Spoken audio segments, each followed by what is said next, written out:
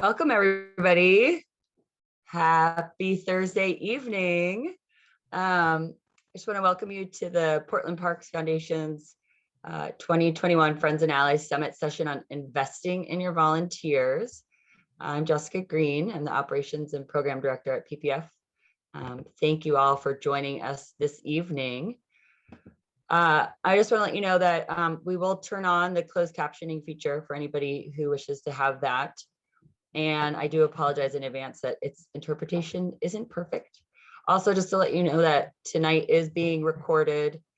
If there's anybody you know that is unable to attend, we just let them know we will be sending out a recording later next week. So this session is a part of the Fall Friends and Allies Summit. And throughout the summit, we've been working to bring together individuals to connect with each other and tackle issues that are facing parks groups and partners around Portland. And as a citywide parks nonprofit, one of PPF's goals is to provide a place of connection and foster collaboration and learning for individuals like you, engaged and committed to building a more equitable city through our parks. But as we talk about these parks and open spaces, the volunteers and organizations that exist to steward and activate them, it's important to understand and acknowledge that the Portland metro area rests on traditional village sites of the Multnomah, Wasco, Cowlitz, Cathlamet, Clackamas, bands of Chinook, Tualatin, Kalapuya, Malala, and many other tribes who made their homes along the Columbia River. We respectfully acknowledge and honor all Indigenous communities, past, present, future, and are grateful for their ongoing and vibrant presence. We also acknowledge the systemic policies of genocide, relocation, and assimilation that still impact many Indigenous Native American families today. As settlers and guests on these lands, we respect the work of Indigenous leaders and families and pledge to make ongoing efforts to recognize their knowledge, creativity, and resilience. Most likely you're here tonight because volunteers are critical to your organization, and quite possibly you are a volunteer yourself. Portlanders love their parks and they love to volunteer in them and for them. PPNR's Volunteer Impact Report consistently reports that volunteers contribute over 440,000 hours annually to Portland parks. That's worth over $5 million per year. And that's only the reported hours to PPNR. So I think it's clear just how valuable volunteers are to our parks and your organizations. So tonight we'll explore strategies to help you with your volunteer recruitment as well as volunteer retention. We will share in the chat the worksheet that was sent earlier in case you don't have the materials. But I'm really excited to introduce you to our workshop facilitators, Larissa Gordon and Jacqueline Sisto Lopez from Solve. Solve has been an expert in the field of building volunteerism and environmental stewardship for over 40 years, with robust volunteer programs across the state of Oregon. Tonight, we get to work with Larissa Gordon, Solve's Outreach and Communications Coordinator. She manages Solve's social media accounts and public relations, while also specializing in volunteer management, recruitment, and retention. Jacqueline Sisto Lopez is Solve's Community Engagement Manager. Jacqueline specializes in creating long-lasting and sustainable partnerships with community stakeholders across Oregon. Welcome. And before I hand it over to Larissa and Jacqueline for the rest of the evening, I do want to give a special thank you to our sponsor, Columbia Bank, and then to the steering committee members for the Friends and Allies Summit who brought this critical issue as well as others in the summit to the front of the line. So I'm going to hand it over to Jacqueline and Larissa, and I'm excited to get to work. Thank you. Thank you so much, Jessica. I'm going to share my screen.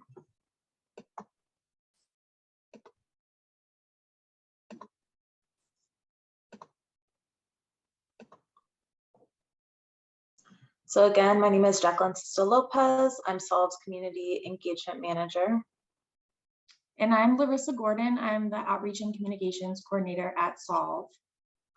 We're so excited to be here today to talk to you about volunteer recruitment and retention. So this is actually the same land acknowledgement Jessica just shared. But I think it's very important that we highlight that all of the work that SOLVE does takes place on native land, and that the indigenous communities here in Oregon and throughout the US and the world are the original stewards of the land and continue to care for the earth. So just a little bit of suggestions for participants today. Thank you all for being here. We recognize that this is in the evening after work, so please feel free to keep your screens off, keep them on, whatever feels good for you, and take breaks whenever you need to. And we do have a worksheet that is in the chat, and you can reference this to see what the group activities and breakout sessions will entail, just to feel prepared. There's also some asks for materials looking ahead in a couple of the activities, so just be prepared for that. And we're really excited to have this time to share with one another, to hear all of your ideas, to collaborate. So feel free to use the chat feature. You can use the raise hand feature. We'll also have time at the end for some Q&A as well. And we will have a feedback survey that will happen after the workshop. So please remember to fill that out. So just a quick overview of what we're going to cover today in the workshop. So first of all, we will do introductions and do a quick overview of SOLVE. We'll then talk about framing your project and identifying stakeholders.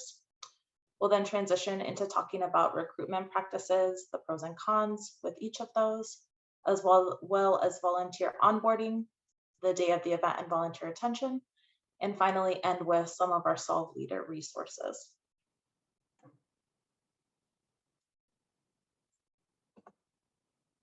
All right, so this is our first activity. So we're so excited to hear who's in the room. So we're going to ask you to share your name, your pronouns, your organization, and your organization's mission. And then once you've shared, please feel free to choose another participant to share next.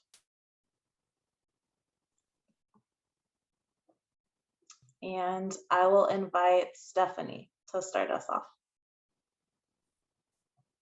Okay, let me make my face here. Okay, hi. My name is Stephanie LaMonica, and I am Vice Chair of Friends of Pier Park. My pronouns are she and her, and the mission of Friends of Pier Park is to enhance, protect, and preserve Pier Park, making it safe, accessible, and welcoming to all users.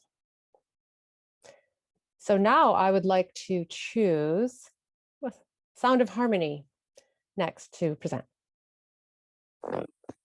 Hello, my name is Aaron. I actually work for Full Circle Farms, organic produce delivery, and I've done some volunteering, but I also recruit and am interested in retention. I choose Anna Thau. Awesome, thank you. My name is Anna Tao. I go by she, her, hers pronouns. I am a community service aide with Portland Parks, and I mostly work with our nonprofit organization, the Ivy League, and we do lots of restoration work in Forest Park, mostly invasive removal like ivy, blackberry, etc., and also planting in the winter. So, yeah, I'll go with Randy.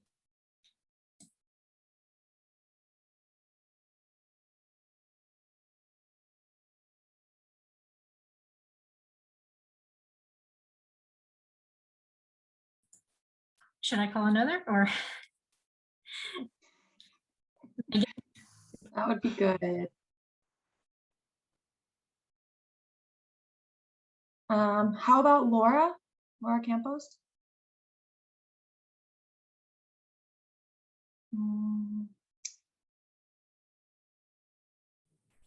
Hi, I can hop in. Okay. Hi, I'm Megan Dirks. I'm the Partnership and Development Coordinator at Portland Parks and Recreation. And have we heard from Anne Marie?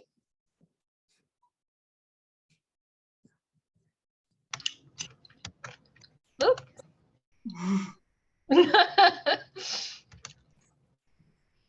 All righty. Hello.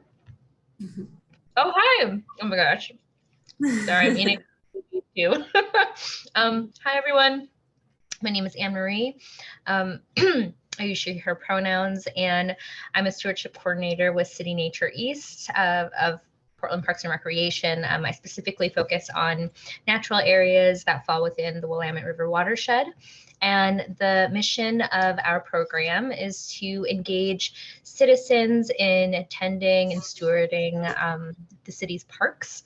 While to kind of like create like ecological enhancement within those parks while also cultivating nature connection.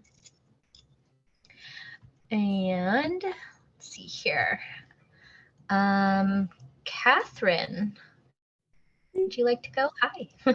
Hi, my name is Catherine Chevison. I'm a board member of Friends of Portland Community Gardens, which is a nonprofit that supports community gardening in Portland. Mainly, we support the city's Parks and Rec community gardening program, but we also support other community gardens. Oh, and I use she, her pronouns. And how about next is Susan? Hi, thank you. So I'm Susan Hawes, and this tail you see walking by is my cat, Mitty. She'll be joining us for a lot of it. Let's see, I have basically the same job as Anne-Marie that she just described. So I'm a stewardship coordinator for Portland Parks and Recreation natural areas in Southeast Portland. So doing the same work that Anne-Marie was talking about, but in the Southeast Portland area. Let's see, and I apologize, I came in a little late, so I'm not sure who's gone already and who hasn't. Is there anyone who hasn't yet introduced themselves?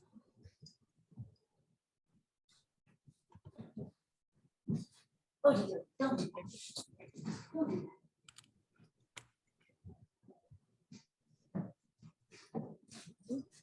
think we're good. Sabrina, you have not introduced yourself, so I'll let you go. I'll call on you. Perfect. My name's Sabrina. I use she, her pronouns. I work for the Portland Parks Foundation. And our mission is we help people help parks. And so I'm happy to be here and learn more about what you all do.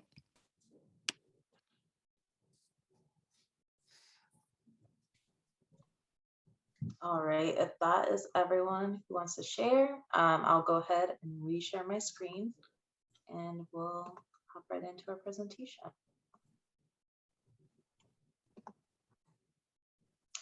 All right, so SOLVE was founded in 1969 by Governor Tom McCall, and it was originally an acronym that stood for Stop Oregon Litter and Vandalism. And we were the first state to implement a statewide beach cleanup. And SOLVE's mission is to bring Oregonians together to improve our environment and build a legacy of stewardship.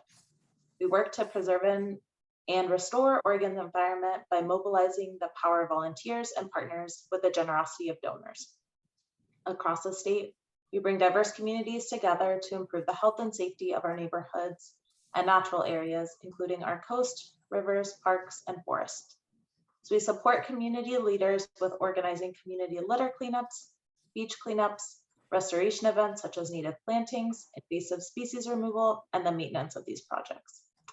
So our programs include 2 annual events a year. That is our beach and riverside cleanup in September and our Oregon Spring Cleanup in April. We have ongoing volunteer opportunities that take place throughout the year and throughout the state of Oregon. We also have 2 adoption programs, which are Oregon Adopted Beach and Oregon Adopt a River. And those are opportunities for individuals or groups to commit to caring for their favorite stretch of the beach or waterway over the course of 2 years. We also have a service learning program for youth, which is called Growing a Greener Generation. We also host Portland-specific events, such as our annual Pick It Up Portland event and our monthly Downtown Portland Cleanup Days. Larissa and I both have roles that focus on community outreach. We table at events, offer presentations such as this for community groups and youth organizations, as well as sharing educational resources directly with youth. We also are planning road trips to increase the engagement of Oregonians across the state. And finally, we could not do the work that we do without our amazing community volunteers. The majority of our events are hosted by volunteer leaders, and we rely heavily on our amazing community partners who are doing amazing work in the community. Our goal as an organization is to support and grow these partnerships. So solve leaders, create real change. So now we're going to shift to our second activity, which is framing the problem. And so whoever would like to share, we ask that you share what is a volunteer recruitment or retention problem you are currently facing.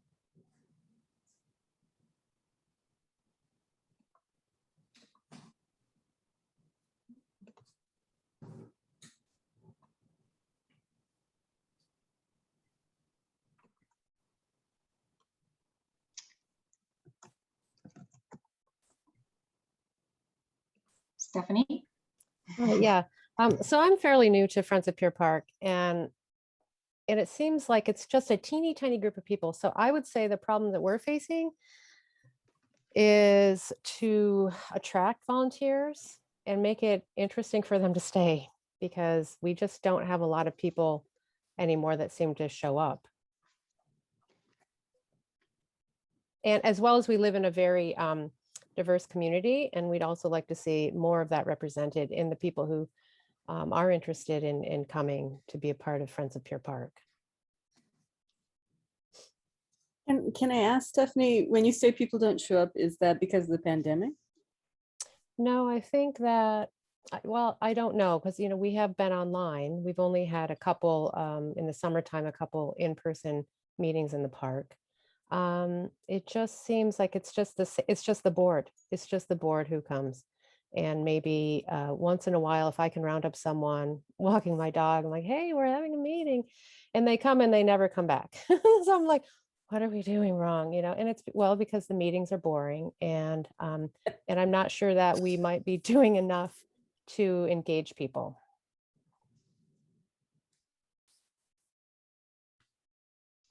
I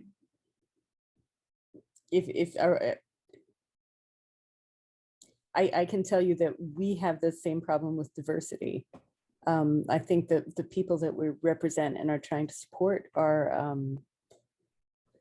all over the map in terms of language, in terms of background, in terms of culture, in terms of race, and but our board tends to be a bunch of sort of older white people.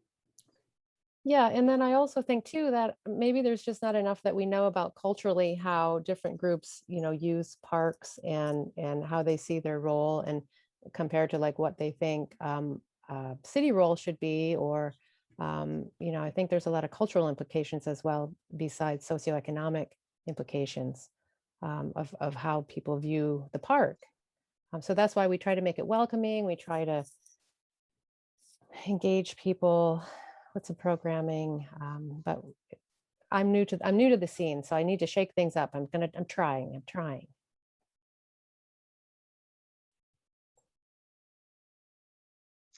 Just to jump in here, one thing that I've learned is just how steeped in like white culture environmentalism has been for so long. So it's just important to remember that like larger framework there that's in place, and not think that it's just your event or that you're doing something specifically wrong. Like, we have such an uphill battle to face to make an environmental volunteer opportunity seem accessible and seem like something that fits within many cultures. So I think it's just important to kind of keep that larger framework. But I definitely hear both of those challenges, and those are something that I know Solve is looking to address as well. So hopefully some of the things we talk about can like lead us in the right direction. We're definitely still in progress ourselves, but I will say, like, don't take it personally, and I'm glad you guys are here, and it's nice to collaborate and kind of talk through some of these challenges. I see a hand raised with Laura. Hello, I can't get my picture to come up there, but my question is, our group in Southwest worked really hard to get the parks fee waiver through council, and I think that was part of the proclamation last year. I'm not aware of the status. I haven't been able to get any information about that, but the whole point was it's part of the land back movement. So that would waive fees for Native American groups to use parks, and particularly during the lockdown or, you know, during pandemic, a lot of our groups, I'm a Native American elder, I should say, I'm Lakota. A lot of us use the parks because we don't have a lot of indoor space available. A lot of people live in apartments, and so parks becomes the de facto meeting area for a lot of our ceremonies and activities that are very important to our community. So who would I talk to find out more information? I know it was passed by council with that, you know, the Native American proclamation. That was like over a year ago. Do you know any contact in parks who would know? Oh, Megan, are you gonna talk? Hi, Laura. You can use me as a contact. I'm not the contact, but it would be our customer service center. They do the fee waivers for parks. But if you have questions or want to talk to somebody directly, I can probably connect you with the right person. Let's see, Megan Dirks. That's right. How would I contact you? I know parks is like a war and I know. So it's just megan.dirks@portlandoregon.gov. But if you go onto our website, I'm the contact listed for the Friends of Partners and on some of our partnership pages. But it's just my megan.dirks@portlandoregon.gov. Oregon.gov. Okay, thank you. Absolutely, I'd be happy to connect you with the right people. Okay.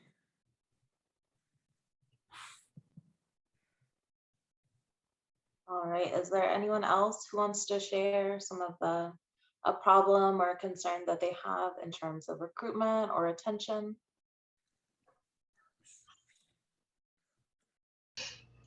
Can I just ask a clarifying question? After somebody shares what a challenge is the rest of the group invited to kind of like offer ideas, or is it just kind of collecting the challenges? Curious. So I think for us, we are hoping to see the issues that folks are most interested in hearing about, and kind of shaping the conversation or the presentation as we move forward. But yeah, I wonder, I think there's some time in small groups for feedback, and potentially that is a good space. Yeah. Yeah, well, I know we were kind of thinking, so this is a smaller group than we initially thought was going to attend. So instead of doing breakout sessions, I'm wondering if it might be helpful if we just stay in a group and kind of keep more of that like back and forth going, because I feel like that's where organic process may arise. So I don't know how you feel about this, Jacqueline, but I definitely invite some back and forth, or if somebody has an idea or a thought to someone's response, feel free to keep it moving. If the presentation gets too long, we can also take a break halfway through. But I feel like the real meat of the presentation is these breakout activities and these discussion questions. Yeah. So the two problems I've heard most of are representation, which I think we have all experienced or in one way or another, and then just more people in general, right? Are there any others? Well, I'll share one. So what we see when we have a call for volunteers, like we do the day of service connected to the summit. And so, Susan's seen this where we fill up the spots and half don't show up. So I know there's some natural, can't think of the word right now, but fall off, but I'm just curious if there are strategies in terms of when you encourage people, what the strategies are to reduce that even more, to have when people are saying yes, so it feels like they're excited, what happens in between? Yeah, that's a valid one. We will kind of look at what Solve does to help mitigate that. But my quick response is just reminder emails and following up with people. Kind of like when I have a doctor's appointment, they text me and I'm like, oh, thank goodness, would have blown through that one. But yeah, reminder emails I think are very helpful. Yeah.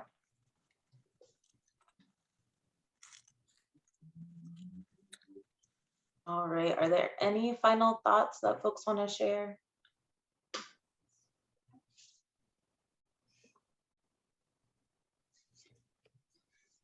This might be for something later, but it doesn't really, I don't know if it's really about retention or recruitment, but we've been talking a lot about what kinds of things our insurance actually covers in terms of volunteer activities, and whether we have enough insurance coverage to collaborate with other organizations. Like, I'm not sure if you want us to just tell you every problem we have or just recruitment and retention. Yeah, I think that's a valid one. I'll actually be going over what Solve's liability waiver looks like, because I kind of firmly believe that volunteer retention, you have a higher retention rate if it feels like your organization and the day's activity is legitimate, right? And so you have your liability form, everyone knows exactly what to do, everyone's well-versed and feels prepared. And I think a liability waiver, as like unfun as that is, does help solidify in a volunteer's mind that they're signed up. So we're going to touch on what Solve's sign-up process looks like in our liability waiver. But in terms of like any sort of legal advice, I can't help you. Okay. Yeah, but I do know that when you partner with Solve, our partners are then covered under our liability waiver. So that can be a conversation to take offline. And I think it's similar with Portland Parks, probably on a case-by-case basis, but I know that that's how it works with us at least. Thank you. Yeah. Yeah, Catherine, I was just going to jump in and say that PPF actually did the first night of the summit was on insurance and fiscal sponsorship. That's why it's been on our minds quite a bit. Yeah. Yeah. So it was recorded. So if you can refer to that for individual group, options, or like Larissa mentioned, doing an organized event with Solve or with Portland Parks and Recreation will cover you under those insurance as well. That can be true. I know it's frustrating. That's another one. If you want to reach out to me, I'm happy to chat with you or sort of get you connected to the right people at Parks. Thank you. Yeah, and enough of us attended that day that we're still talking about it. In fact, I'm gonna have to leave and go talk about it in half an hour. So. All right. Well, thank you everyone for sharing. Oh, sorry, I've got a quick question. So maybe this is more about development, but another thing about volunteers, because in my group, we're all volunteers. And so we're looking for more people who don't necessarily just always show up if we're removing invasives or we're planting or whatever we're doing, but volunteers who help us further the mission with fundraising. And I mean, I don't know if this is the forum for that, but to me, they're volunteers because we don't give them money. How to find those people who can bring skills like that to just help us with our mission in the community, and more partnerships with groups that help us spread the mission and get more people involved. Yeah, those are valid points. I won't be going into too many, into the array of where volunteers can fit within an organization. But speaking personally, again, I know that I've reached out to community colleges and PSU with help with graphic design for our flyers or our brochures. So that's kind of one example. Yeah, and so I really think as long as you have a defined volunteer opportunity and a role, that's kind of the hardest part, is figuring out exactly what you need to be done and how can you frame it in a way that somebody can take it on, whether it's remote or not. But then, yeah, community colleges tend to be able to help. Also, a lot of high schools have volunteer hours. I don't know how accredited the organization has to be. But those are the two that I would suggest, especially a recent college grad who's looking to build their own resume or portfolio or what have you. If you can hand them hey, this is exactly what we need.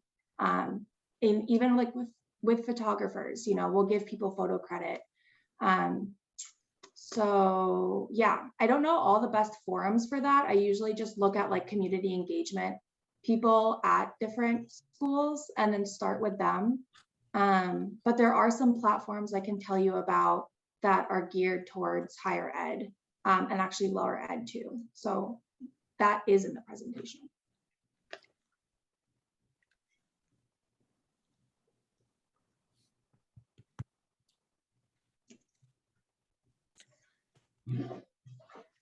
All right. Thank you everyone again for your thoughts. I'm going to share my screen again. And I'm going to pass it on to Larissa. Okay, so as Solve's outreach coordinator, I just wanted to give a really quick overview of all of the different platforms and methods that I use to recruit volunteers. It's a pretty wide variety here, but I wanted to call special attention to flyers, like physical flyers, just because I think so much of our world has gone remote, especially with the pandemic, that the digital divide has only increased. So while having a flyer posted somewhere may not be the most effective way to reach people, I think it's just like the old school person in me that still values having a physical flyer with just the time, location, and where to meet. You know, Solve has had a lot of like legacy volunteers who will just call and say like, when's the beach cleanup? Where do I have to go? Because they don't want to navigate through our website. So that's all very understandable. And, you know, as we become more remote, I think it's just important to call out the need for some physical flyer recruitment. And I also wanted to talk about social media. So that's kind of on the other side of the spectrum.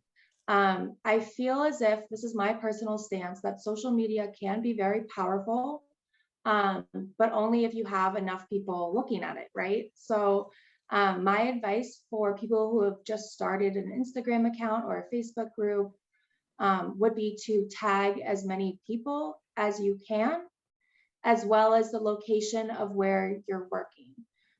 So again, this might not be an avenue or a platform that you want to put a lot of time and attention into, especially if you have to like teach yourself the whole thing. It might not be worth the time that you're putting into it. But if you already have an Instagram, I find it just really helpful to tag either the partner that you're working with. So if you're at Portland Parks Ground, maybe you can say like, thank you so much for allowing us to have this volunteer opportunity, and tag Portland Parks. Also, if you have like a special volunteer group come, you can tag them and like thank them for coming. And really the benefit to that is, so if somebody is following Portland Parks, maybe they'll stumble across your community garden by looking at, you know, who's involved with Portland Parks. So I would really just harp a little bit more on the collaboration that social media offers. And then that can directly translate to this other category I have of just partnerships. So when you're thinking about having a group of like 10 or 20 people come to your volunteer event, it's a little bit easier usually to have one single contact that represents an entire organization and invite the organization rather than try to fill 20 individual volunteer spots. This is where like Jacqueline and I really work together, because Jacqueline's main focus is to cultivate and ensure that our partners are satisfied, and that they know when they can jump into a Solve volunteer event, and that they feel, you know, congratulated for doing so. So I would say taking some extra time to cultivate relationships with green schools, with Boys and Girls Clubs, Girl Scouts, Boy Scouts, I feel like those are all just great opportunities to fill your volunteer events in one fellow swoop. And then the other avenues I have on here are kind of more traditional, but I did feel like it was beneficial to just name them out. Of course, email. Solve uses an email platform called Emma, but I think as long as you have like a listserv, you know, that's good too. I know that some people have expressed, like, if you're emailing out a group of people, it's always good to email yourself and then BCC the rest of the people in case they don't feel like comfortable having their email shared. Media attention, you know, if you're doing something really cool, if you're saving the bees, I feel like that's a great plug that you can make towards like a local newspaper. You know, Portland has quite a few of them. So there's like the Northeast Connection, Northwest Examiner, Southwest Portland Post. Those are all small newspapers that are really looking for content. So that's a possibility. And then for volunteer sites, I have just a few listed here. Volunteer Match for me seems to be the most beneficial. Just Serve is a religious affiliated volunteer opportunity site, but it tends to have quite a bit of traction. I actually haven't really used GiveGab much, and Idealist is like so-so for me. And then the one that I should have on here that's not on here, it's directly tied to schools, is called GivePulse. So givepulse.com, I believe. And I know that's what Portland Community College uses across all of their campuses. And then I think some high schools use it as well. But whether it shows up on a high school student's browser may be different than a college student's, just because of age requirements. But that's a pretty prolific, you know, volunteer site. GivePulse, yeah. Yep, I think it's .com. I think if you Google it, you'll find it. It's kind of a complicated site, I'm going to be honest with you, because you have to like, you can put up a volunteer opportunity, but then depending on who can see it, depends on like who has permission to see it. Regardless, if you are interested in bringing in college students or high school students, it's something to explore. And then lastly, community board sites. So I routinely post our downtown Portland cleanups on Nextdoor. Our Nextdoor account for Solve is linked to the Southwest Portland area because that's where our office is. You cannot post on Nextdoor beyond a certain range of where your zip code is, because that's the function of the website, is to connect neighbors. So you should be mindful about like where you set up your account, if it's close enough to your volunteer opportunities or not. And then two other ones that have been really successful for Solve are actually Reddit and Meetup. So Reddit, I feel like a lot of people don't use it, but then when you actually get onto Reddit, you find that it's a very like thriving community of Redditors. I don't know if that's what they're called, but yeah, Reddit is a very engaged website. Everyone who's on there is, sorry, do I hear a question or anything? I don't know if I do, but for Reddit, for example, there's like a Portland subreddit. So people who live in Portland who want to just talk about what's going on in the city can sign on there and comment and add pictures, etc. And some of our like high impact trash cleanups have gained a lot of traction on Reddit. And we've seen a lot of volunteers come from that platform. And then lastly, Meetup. Meetup has a lot of functions on that website for you to foster community. There's like a discussion board underneath the group. You're also easily able to email all those people. So I would really recommend setting up a Meetup account for your specific project. Yeah.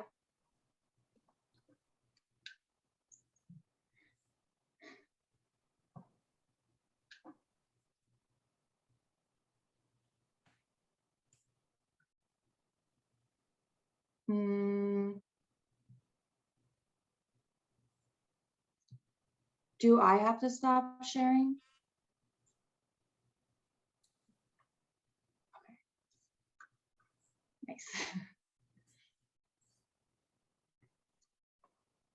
So we do have another activity, and it is identifying our stakeholders. Let's see. Nice. Thank you, Sabrina. So now that we've kind of talked about some of the outreach methods that Solve uses, I think it's important to also frame that knowledge against who your project stakeholders are. Also, what groups do you already see at your events and what groups would you like to see more of? So just real quick, I know this may seem like common knowledge, but a stakeholder is just anyone who has like a vested interest in your project. For example, for Solve, for our downtown cleanup specifically, our stakeholders ended up being the business community, prominently the business community, of course, others as well. But we were able to leverage that stakeholder by providing some like giveaways to our volunteers, free cookies, free coffee, this, that, and the other, because the business community was so happy that people were going downtown again. So that's just one example. I'm wondering if anyone can think about who may be a stakeholder for their particular project.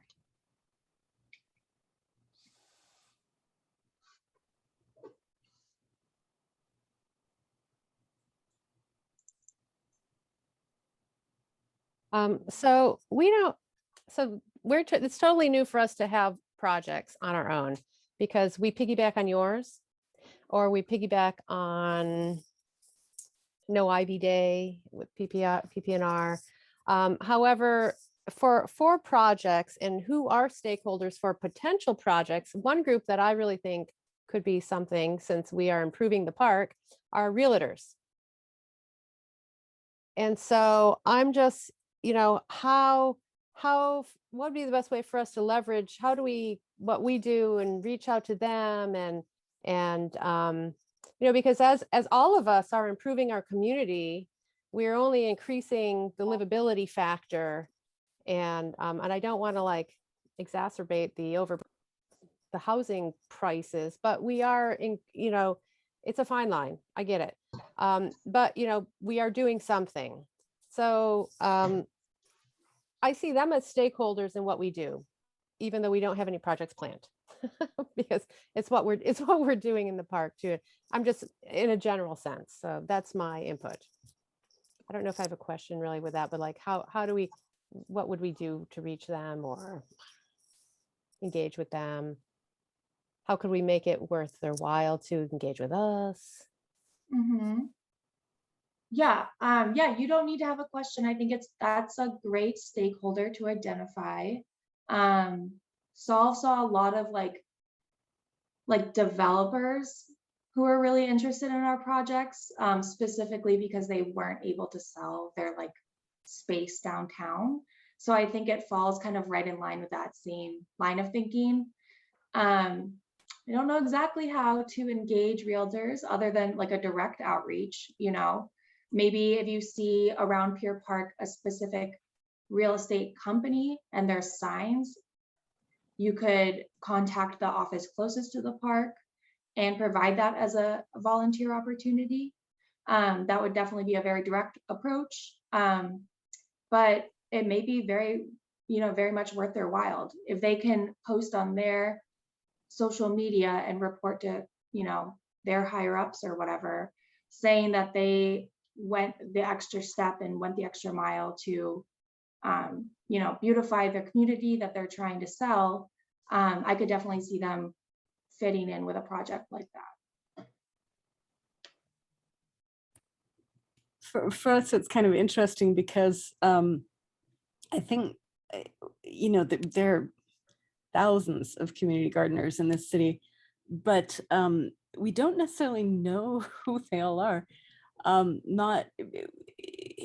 The city will give us contact information for the community gardens volunteer managers, but for privacy reasons, it won't give us contact information for every gardener that there is.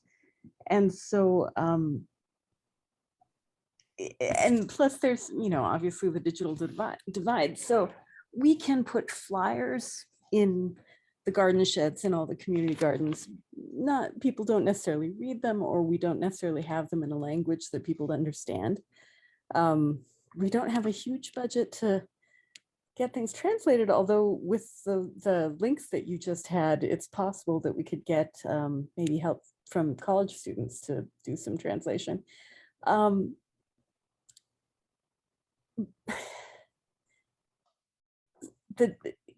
We would want people to come and sort of be part of our meetings and have their own ideas about things that they wanted to do. And it's interesting because you want to reach out to diverse people, but you also, how do you can reach out, but you also have to make it a comfortable situation for them to be in and feel relaxed in, right? And feel like they're free to share their ideas and their projects. And so reaching out is one part, but then making sure you have a comfortable place for them to land is like another part. So. Yeah, absolutely. While I'm thinking about it, I know that Solve has reached out recently to IRCO, IRCO, and they do translation services by page. And it was fairly reasonable. So I don't know if you guys have a budget or funding for that, but that's something to look into. And I think providing flyers in another language is definitely a step in the right direction. I then do worry about if that language can be spoken at the event that they're then invited to, right? Exactly, yeah. I mean, we can take step one, but like, how do we become that comfortable and welcoming place? Like, we can issue the invitation in a language you're comfortable in, but then how do we, once you're part of us, then it feels like it's a self-reinforcing problem. Yeah, I hear you. I feel like that's where having partner relationships really comes into play. And I haven't dealt with or been a partnership person for that long of a time, but I will say that when I meet with partners who represent a diverse community, I always go listening to what they're trying to achieve first, and then find if there's like a natural overlap and look for those like points of synergies. So maybe there's a community that is looking to have more environmental or gardening or like food equity lessons, and your community garden could be the perfect venue for that.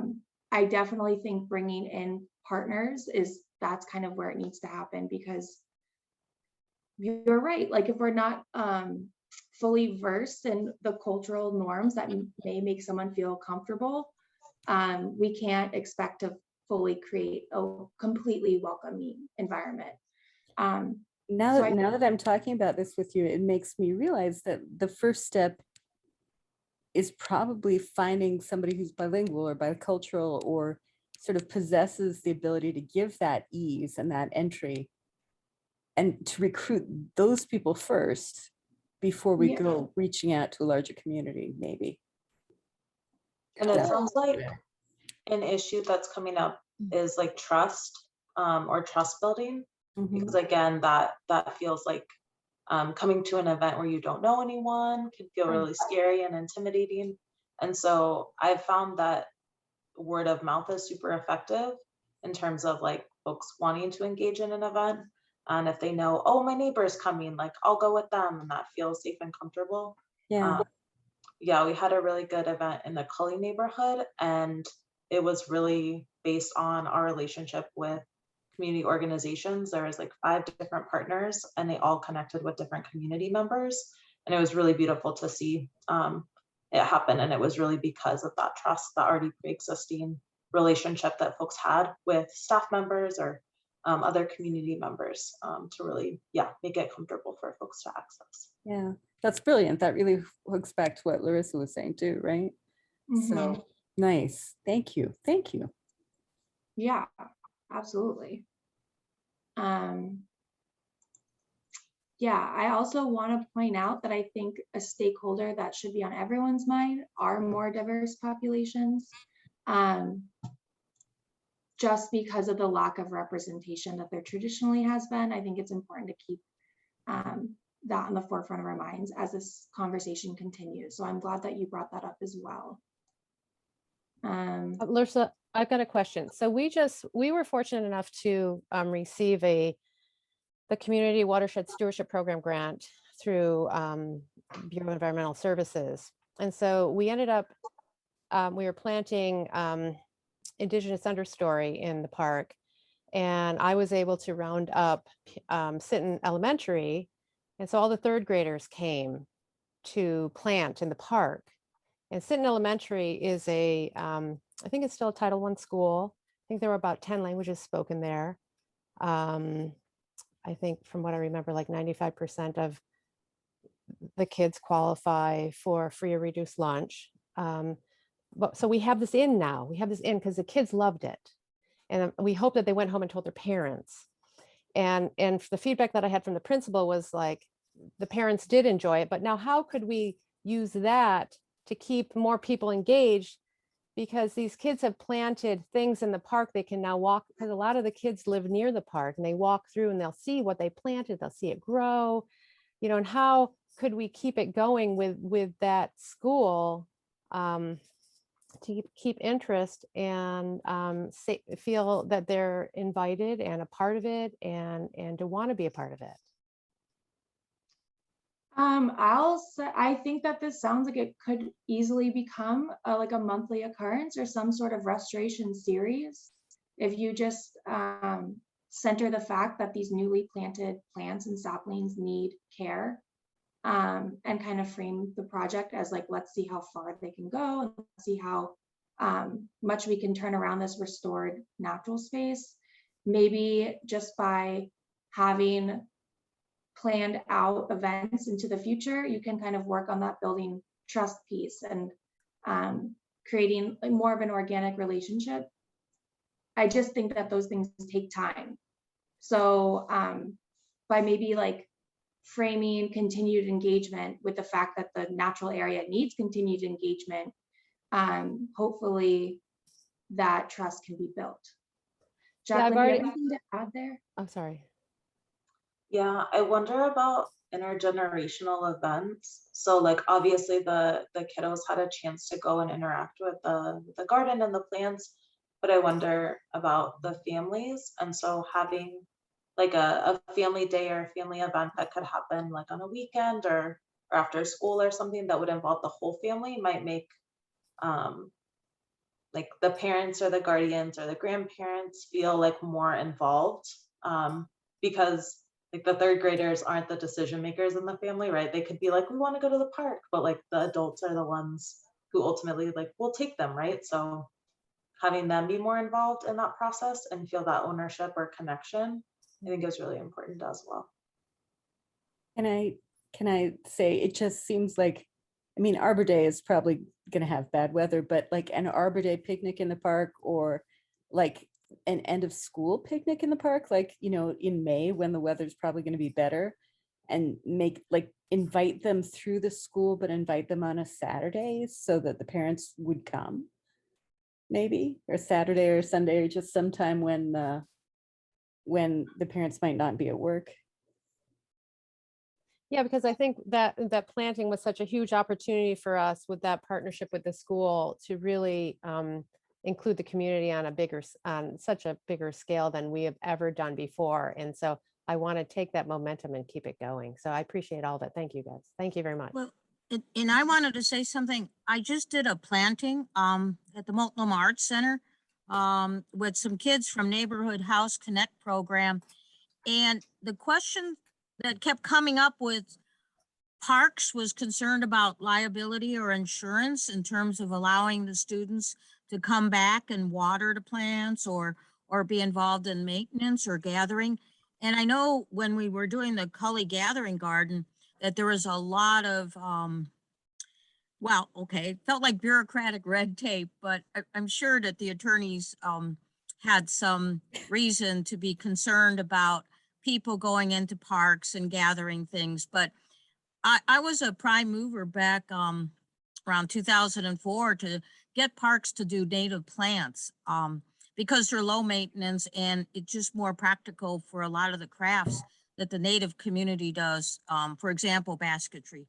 So can you suggest a way in terms, because if I involve people in planting, it creates a relationship. It's just like taking a baby away from a mom, you know, to say, okay, you put it in the ground, but now you have to walk away and leave it alone. And especially during this hot season, a lot of the plants were dying because people weren't there to water them, but the volunteers were kept from doing it because of concerns with liability and insurance. Thank you. I can That's speak so from sad. Solve's Sorry. perspective. We do have so for our adoption programs, for example, somebody adopts a stretch of beach. They only have to fill out the liability waiver once. And then that covers them through that time period. I'm not sure about Portland Parks, but I feel like you could frame the waiver for like a certain amount of time, maybe.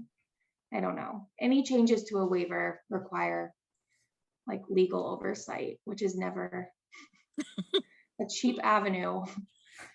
Well, I can say through working with environmental services, we've had to jump through that hoop as well to have insurance, and so we were able to, and we never had insurance. Okay, again, remember, I'm new to all this, and I'm like, why don't we have insurance? And everyone thought, oh, it's thousands of dollars. We paid like $300 or something like that through our local Jake at State Farm agency, and that seems to be enough for the city of Portland. So I know even $300 could be a barrier, but it's not crazily expensive. But so now we have that going for us, that we got a grant from Portland Parks Foundation for, that we were able to pay for that. So that was awfully nice. But I think if you can just come up with ideas, and again, like you're saying, reaching out to stakeholders and do some little fundraising. $300 will let you do what you want to do within your sphere. At least it's letting us do it with City of Portland. So excuse me, are you with Bureau of Environmental Services? No, I'm with Friends of Pier Park. Oh, I'm sorry. Okay. That's all right. And also, Megan, jump in if if what I'm saying doesn't make sense. But since you're on a Portland Parks property, if you are partnering with a staff person, then I don't believe that your group has to have that separate insurance. Oh, our staff person was with BES, not Parks. Okay, that's a little. But we were planning on Parks property. I know. Right, but maybe we could get a Parks staff person next time. Well, then on weekends you always have to, like for us, we always have to worry about overtime and all of that. And so, it becomes like, oh, geez. And so, I guess it depends. Yeah, that's how we would run with Solve and the other projects, because there'd always be a Portland Parks person there. But if we ever want to do anything on our own, if we work with the park horticulturalist to work with the kids to go water or to do whatever, if we know what we're doing and he doesn't need to be there, then we need our own insurance. Otherwise, he's got to step away from the rest of his job in the 17 parks that he maintains to come over and help with what we're doing. So there are options. They're a little, and I'm just saying what I found that the insurance isn't so crazily expensive. Thanks a lot. Yeah.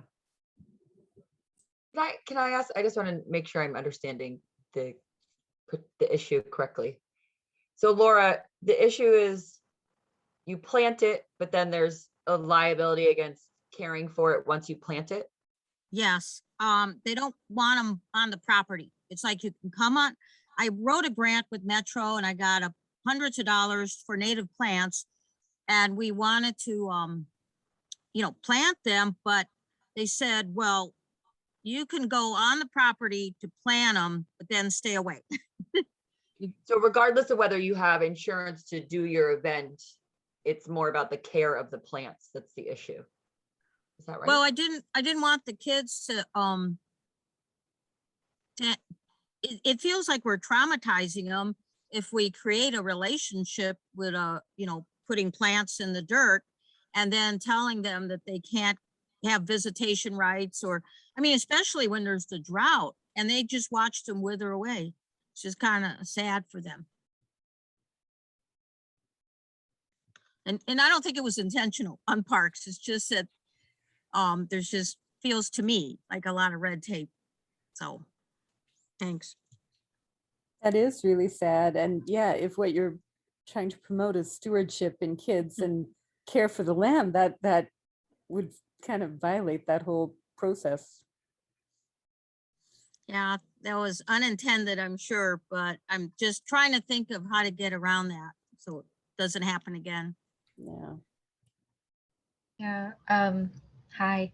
I appreciate all of this. I just started with Portland Parks a few months ago. And so like hearing some of these challenges, particularly with doing projects on parks properties, is really informative and helpful.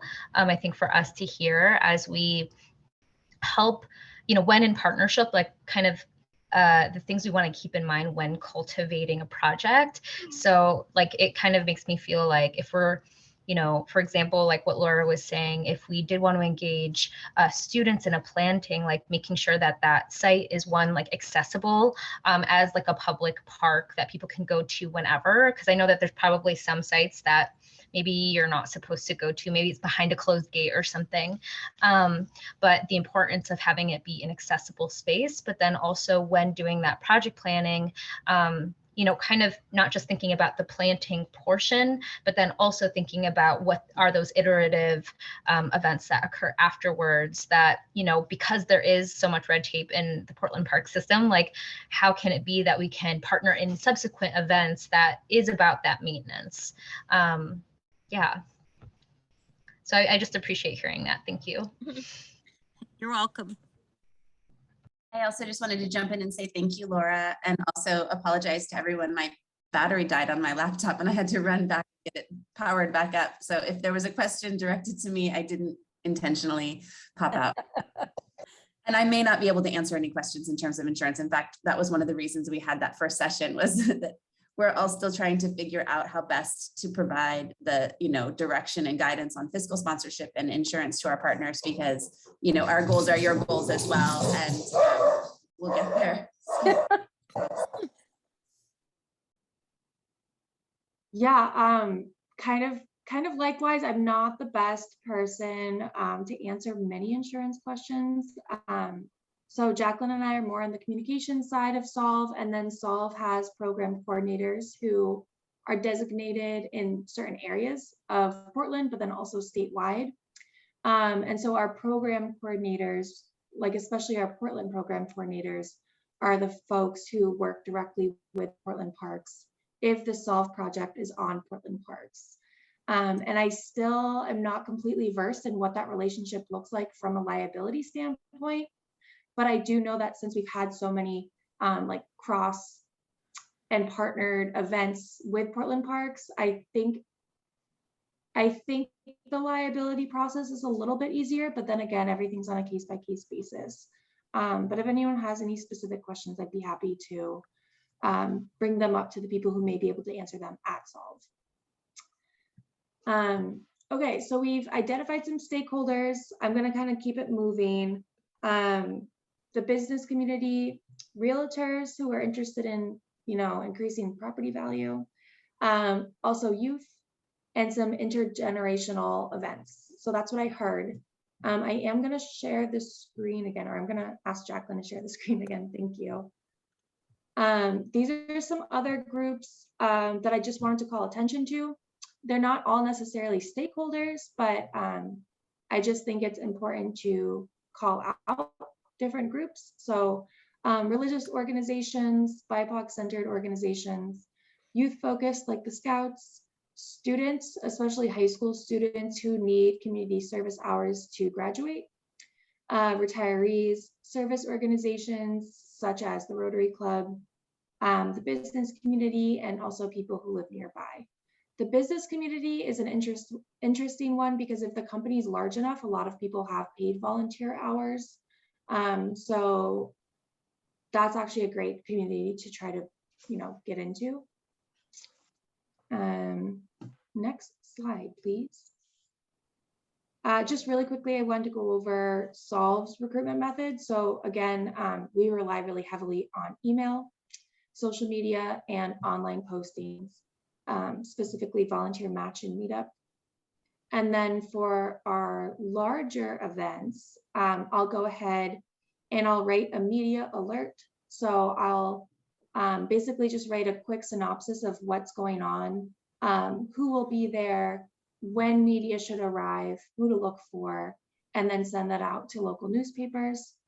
And then we make flyers and brochures, and we spend quite a bit of time recruiting our partners after. So we only have 2 large events throughout the year. So the rest of the year, we're spending time cultivating relationships so that when a big event comes, we can kind of pull them in. And now I kind of just wanted to take a second and combine all of the past slides that we've talked about. So when you're coming up with your own recruitment strategy, there's so many different ways you can recruit volunteers. It's important to kind of curate an approach that makes sense to you. It's always good to think about what groups you're already a part of and who you can kind of pull from your own circle.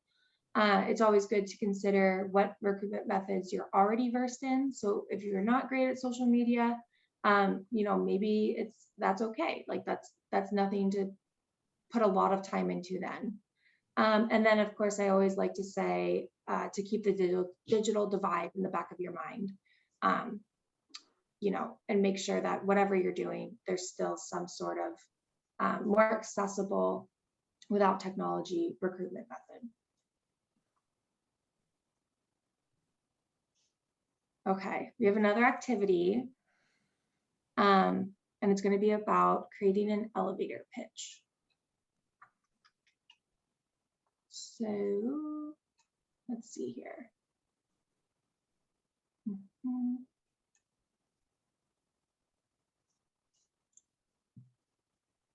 Okay.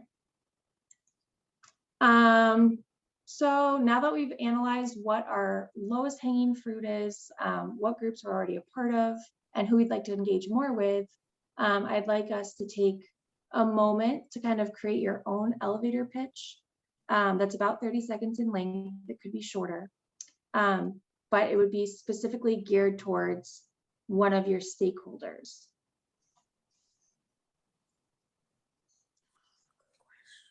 So feel free to turn off your camera if you'd like. Maybe jot a few thoughts down. I think I'm going to turn off my camera for a second, and then I'll turn it back on at 6:15.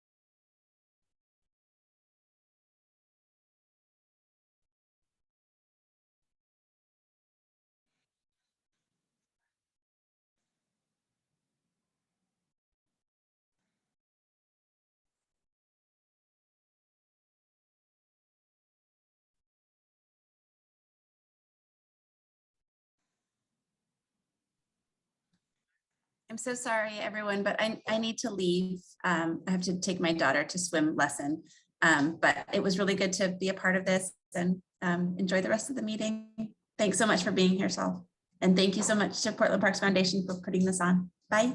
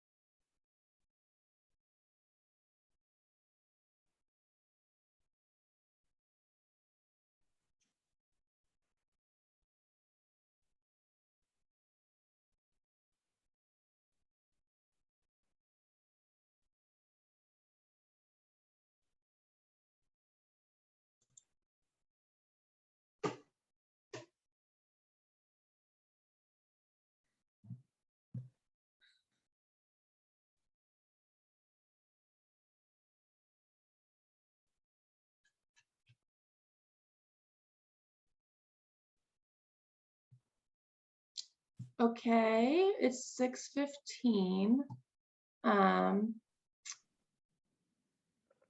So I think I'll share first, right, just to kind of get it going. And again, I'm using an example of Solve's downtown Portland cleanup, where our stakeholders are the business community. So whenever I'm writing like a recruitment email or posting to some like business volunteer opportunity website, I usually say things like, by participating in a Solve downtown cleanup, you are bringing your team together outside of the Zoom universe that we live in. Like, it's a great team building opportunity. You're also able to be an active part in Portland's revitalization efforts, and, you know, visibly show that you're part of the solution and you're investing in the community that your business is a part of. So I kind of try to like think about who my stakeholder is and then write a message directly to them. I'm wondering if anyone else would like to share. And I know we only had 3 minutes or so to write it, so. I put mine in the chat. Oh, okay. Yay.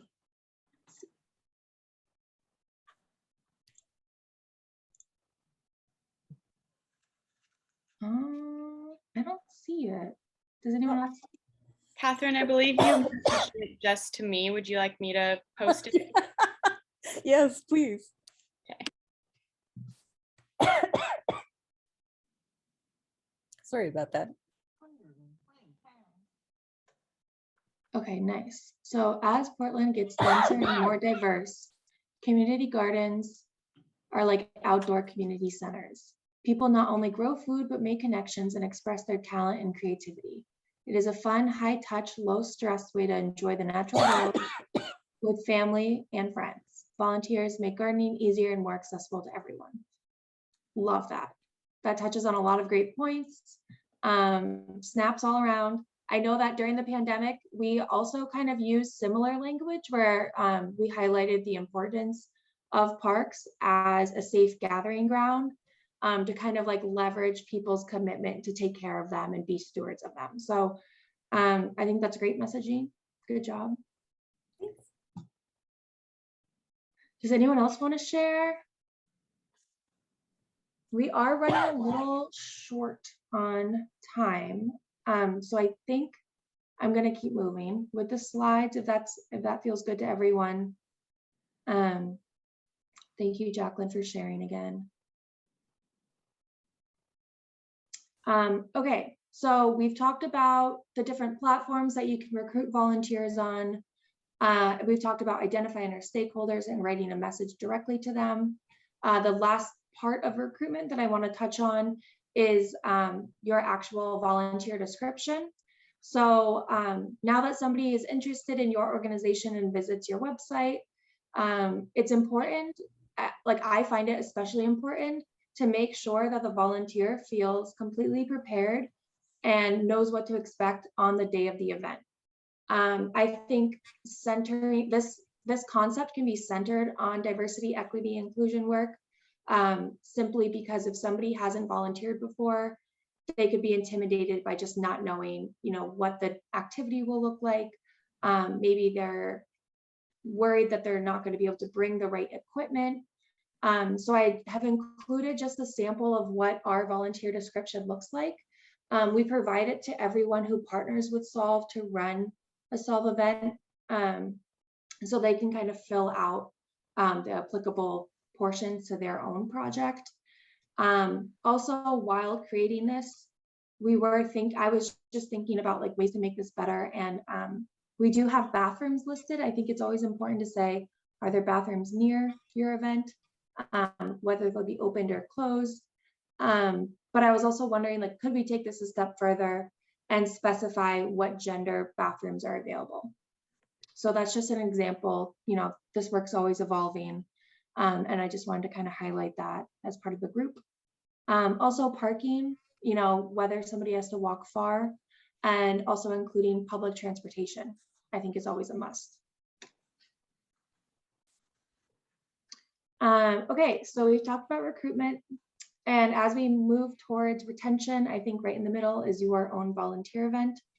I kind of want to flip the script a little bit on what we traditionally think of volunteer retention. So yes, it is, whether your volunteers had a good time and whether they left, smiling and having that sense of community. But I also believe it is whether volunteers have learned something and whether they feel invested in the project.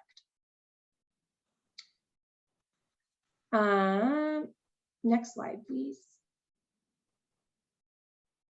Yeah, so the get involved form in the volunteer application, again, the more onboarding, training, and learning a volunteer experiences, the more invested in their project they are, and the more likely they'll come back for a second event.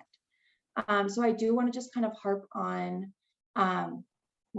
providing learning opportunities at your volunteer event. I think it's just a great way to keep people engaged. It makes their time feel more useful if they've walked away with something that they can, share with others. I will also say that this onboarding experience, there's kind of a fine line, right? So you want to have an onboarding experience that makes people feel invested in whatever project they've signed up for, but you also don't want to make the onboarding experience a barrier to involvement. So again, always providing like a flyer or paper waiver in case people don't have computer access or aren't able to use a computer are important things to consider. When at your volunteer event, it's good just to connect with people. Oh, onboarding. So what is onboarding? Onboarding is just basically having the volunteer feel prepared and ready to volunteer. So making sure that they know what to expect, but also having them fill out all of the paperwork that kind of comes along with volunteering. I have an example on one of the next slides about what our get involved form looks like and what our waiver form looks like. But we'll get to that in a second.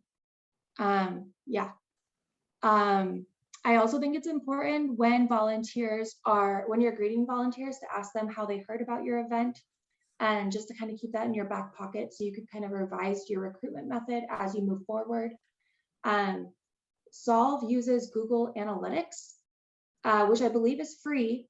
And it's this tool that Google provides where you can see how people are arriving from your website. So if you post to like 10 different volunteer recruitment pages, you'll be able to see like how did they end up at your website? Was it mostly from Volunteer Match or was it mostly from Meetup? So that's kind of a tool that I do recommend using. Again, I do think it's free. And then two other things that Solve doesn't actually include right now, but again, as I was making this presentation, I was thinking could be a good thing to include, would be emergency contact information, a code of conduct for all of our volunteers, and then also including a note about safety and when a volunteer event will be canceled. just in case somebody doesn't check their email the day before or the morning of the event, they want to know. It's just good to like verse people that the volunteer event will be canceled if winds are too high, or if there's bad air quality for that day. And since most of our volunteer organizations, at least in this workshop, all work outside and climate change is progressing, I do think it's important to include a blurb about when your event will be canceled or postponed, given a variety of inclement weather situations. Okay, so here's our get involved form. It's really small. The only things that we require are an email, a date of birth, a zip code, and a how did you hear about us question. We've had a lot of pushback on the date of birth, but I think it's hard coded in our system. I totally understand. Doesn't feel like necessary for a get involved form, but some of our volunteer events are for ages 18 and older. So I think that's why it's part of this. But the rest of the information is pretty minimal.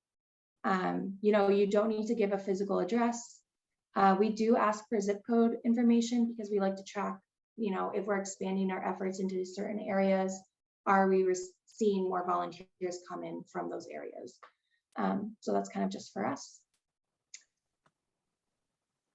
And then these are the two other pieces of paper that everyone will see at a SOL volunteer event. So again, this is a copy of our liability form.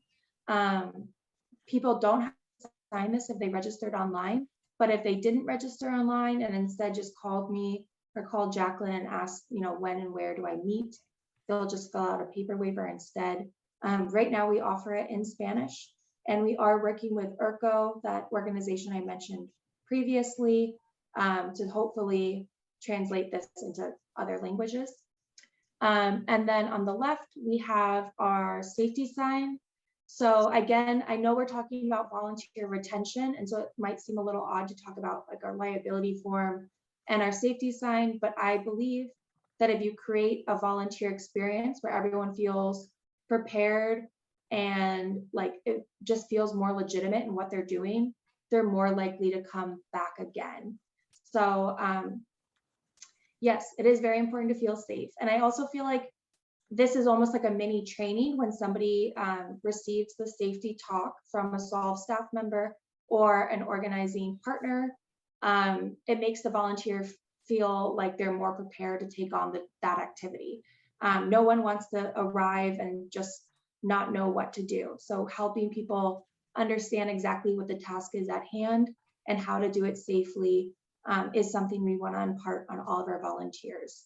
The safety talk also gives us a chance to touch on, what things we don't want in our trash bags, but also what their boundaries are when it comes to encampments or our houseless community. So we do make a point of making sure all of our volunteers leave a respectful distance from any encamped areas, and also to let them know that when a group of volunteers wearing, bright vests comes towards an encampment, that can be seen as a threat for some people who may live there, and some people have gone through trauma or have gone through sweeps before. So it's just important to kind of include that in our safety debrief to make sure everyone is on the same page and ready to do the task at hand. Okay. We're gonna have another activity. Yeah. I'm wondering if we have enough time to do this, Larissa, or if this is something we should encourage folks to do on their own. I was just about to say that. I don't think we have time to go through this. But basically this activity is kind of looking at what materials you already have and kind of going through them to see if, are they clear enough? Are volunteer roles and expectations spelled out? Is the liability waiver or some sort of insurance piece incorporated? Is there a diversity, equity, and inclusion lens to your materials, as well as a trauma-informed care lens? This is just an opportunity to look at what your organization's already created and edits that you could potentially create. But yeah, I don't think we have time to do this. I'm sorry, folks. All right. I'm going to transition super quickly into talking about our volunteer leader resources. And since I have a really limited amount of time, I also want to offer that I'm happy to have meetings with y'all individually as organizations. If you want to hear more about this into detail, you can always email me. So this is just a quick chat about opportunities for partnership. So I know that we've talked about some of the resources that Solve offers. So we do offer volunteer leader trainings. Those are about an hour. They're done via Zoom. You can also schedule a time to meet with one of our community event coordinators to chat one-on-one about an event that you're hoping to do, and they can walk you through the process. Our communications include some automatic emails. So those come when people register, a reminder email, and then a thank you email as well. We offer some small grants for program supplies, and we do now have a really generous disposal grant through Metro, and that is unlimited reimbursement for disposal. So that's like getting a dumpster, ordering a pickup, like 1-800-GOT-JUNK or Junket. Solve also provides our volunteer leaders with project supplies. So those are like reusable gloves, vests, their grabbers, gloves, signage, the waivers, things like that. And we also provide support with project planning. We have a planning guide and lots of online resources. So this is our volunteer leader code of conduct, which Larissa mentioned briefly. So this is what folks will sign before they agree to be a volunteer leader. And this is our event calendar. This is online. So when you register an event with us as an event leader, it populates into this calendar. So when folks are looking for opportunities, they can scroll down, sort things if they want to do an invasive removal, sort things by keywords or a zip code. And then as a volunteer leader, you have access to this volunteer registration platform. So down at the bottom, it'll show you everyone who registered. And then of course, access to a leader portal. So there's some really great buttons and simple steps for you to create an event, to order supplies from us, apply for grants, report your results.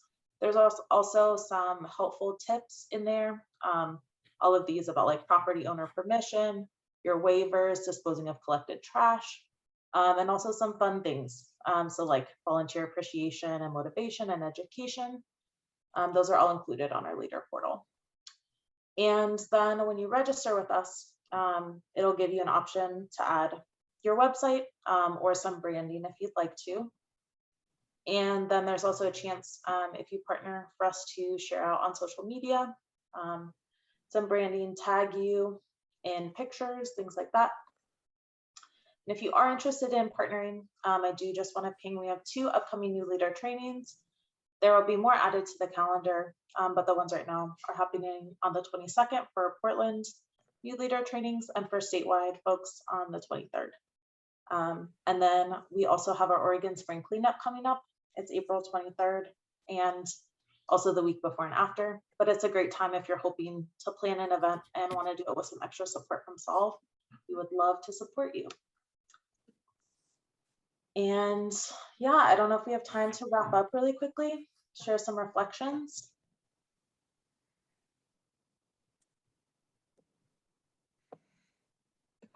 I want to thank you both, Jacqueline. I thought that idea about approaching organizations to give people sort of built-in base of comfort was just really a good thought-provoking idea, and I really appreciate it. And you guys, it's funny, when I think about it, Solve, I've volunteered for you before. You guys are really the experts in how to motivate a large mass of people to do the right thing. So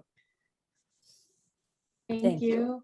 Yeah, yep. And we also try to extend all of our resources to people who partner with us. So that's kind of like how we're so prolific throughout Oregon, is because of our awesome partners like at Pier Park, for example. And then we do our best to make sure that everyone who does partner with us feels equipped and has all the tools to retain volunteers and recruit them themselves. Awesome. Thank you. Mhm. I actually got to go to another meeting, so thank you. Thanks for coming, Catherine. Bye. All right, I'm gonna share my screen just super briefly so y'all can see our contact information. Will you be able to share your slideshow? Would you be willing to do that? Yeah, of There's course. a lot of great resources there. And I do want to put in a plug for your new leader training, because I have talked to other individuals who've gone through that, and it's really, I think, elevated their volunteer community. So any of you are interested in that, I know it's been a really great thing for some other people I've talked to.